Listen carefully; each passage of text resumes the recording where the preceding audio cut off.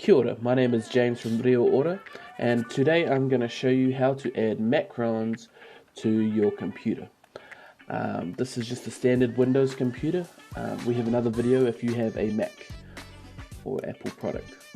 Okay, so right now I would like to go down to the Start button, the Windows key, and you press that. And over here you'll see a cog and it says Settings. You just want to click on that. This window will open, it's the settings, and you'll come over here to the right where it says Time and Language. You want to just click that.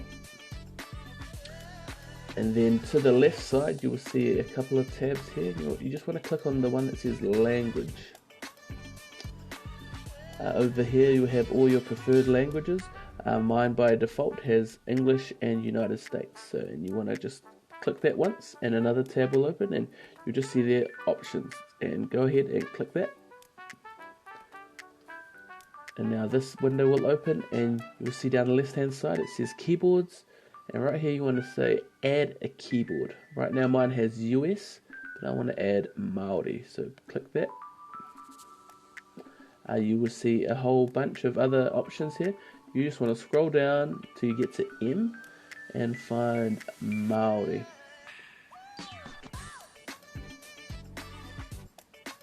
Alright, there, Māori. Alright. You also need to remove this one. You can always add it back by adding a keyboard, but for the purpose of learning this, I'll keep it as Māori. Awesome, we can close that now. And I've just got a notepad here open just to give an example. So the key to getting the Macron is through this key called the tilde key. It's this one right here. It also looks like this. And it is right next to your number 1 on your keyboard on the top row. So next to the 1 it's called a tilde key. And so we will test if it is put the keyboard on by doing a common word. Let's say Māori. So M, tilde key, A, and it's come up with it, and yeah, Māori. Awesome.